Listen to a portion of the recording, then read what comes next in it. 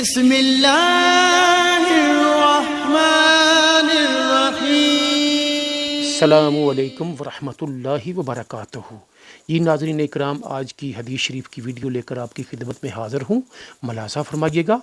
سیدنا ابو موسیٰ اشعری رضی اللہ تعالی عنہ کہتے ہیں کہ رسول اللہ صلی اللہ علیہ وآلہ وسلم نے فرمایا، قرآن پڑھنے والے مومن کی مثال ترنج کی سی ہے کہ اس کی خوشبو بھی عمدہ ہے اور اس کا مزہ بھی اچھا ہے، اور قرآن نہ پڑھنے والے مومن کی مثال کھجور کی سی ہے، اس میں بو نہیں مگر مزہ میٹھا ہے، اور قرآن پڑھنے والے منافق کی مثال پھول کی مانند ہے کہ اس کی بو اچھی ہے لیکن اس کا مزہ کڑوا ہے، اور قرآن نہ پڑھنے والے منافق کی مثال اندرین کوڑ تمبا کی سی ہے کہ اس میں خوشبو بھی نہیں اور مزہ بھی کڑوا ہے۔